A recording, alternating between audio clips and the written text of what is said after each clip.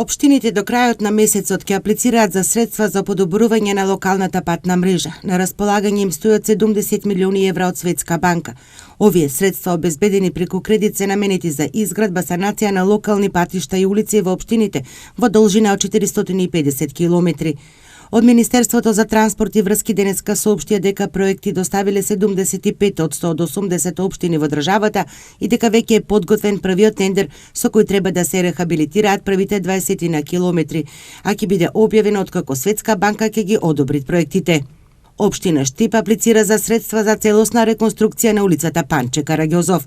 Општина Штип веќе аплицираше и влегува во оваа втора фаза која што многу брзо ќе дојде, некаде мислам дека мај месец ќе бидеме во тендерски постапки за започнување на изградба на улицата Панче Караѓозов, која што е многу значајна артерија во населбата Автокоманда. Тоа е улицата која што од крстосницата кај Туш оди до Елкос, практично до главната артерија на Автокоманда. И оваа улица за нас е доста значајна. Ние имавме во програмата за 2019 година за реализација, но не ја реализиравме токму поради тоа што очекувавме овој проект да стапи на сила и ние да аплицираме преку овој проект. Така што аплициравме, веќе имаме позитивни сигнали дека проектот е солиден, добар, изработен, ги правиме сите минимални корекции кои што ги бараат од Светска банка и од транспорт и врски за него и ќе продолжиме со реализација. Сумата некаде на проектираната вредност на оваа улица е околу 12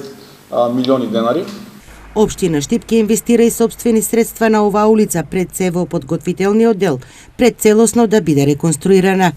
Исто така важно е дека ние таму ќе работиме пред да започнеме со улицата со наша инвестиција на замена на одредени подземни инсталации кои што се спорни во тој дел од градот и токму поради тоа што работиме квалитетно и сакаме инфраструктурните зафати кои што ги вршиме да бидат темелни и да траат што е можно подолго за нашите граѓани, заради тоа што парите кои што ги даваме еднократно сакаме да бидат употребени на вистински начин, а не после година или две да ја раскопуваме повторно улицата и да ја уништуваме со нови подземни промени на нови подземни инсталации. Општина Карбинци по овој повик од Светска банка преку Министерството за транспорт и врски ќе аплицира за средства за реконструкција и изградба на локален пат село Долни Балван, село Таринци во должина од 2 километри со пешечка патека и поставување на канделабри за осветлување. Вкупната вредност е 270.000 евра, вели градоначалникот на општина Карбинци Јордан Насев. Тој додава дека за општина Карбинци има обезбедено 550.000 евра за локални патишта и улици и дека покрај за овој локален пат општината ќе аплицира за изградба на улици во селата Карбинци, Долни Балван и Таринци. Министерот за транспорт и врски Горан Сугаревски денеска на пресконференција ги презентираше капиталните проекти што ќе се реализираат во Министерството за транспорт и врски оваа година.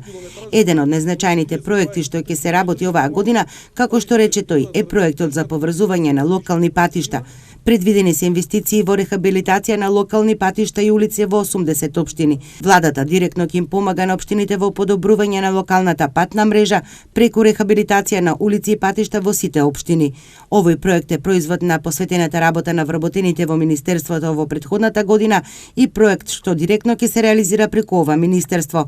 Владата директно ќе им помага на општините во подобрување на локалната патна мрежа, рече на пресконференција министерот за транспорт и врски Горан Сугаревски. Општините може да добијат од 500.000 до 2 милиони евра неповратни средства. Министерот за транспорт и врски Горан Сугаревски најави дека ќе потпишат меморандуми за соработка со општините, за да може градоначалниците да ги искористат, како што напомена, овие средства за да го подобрат урбаното живење во општините.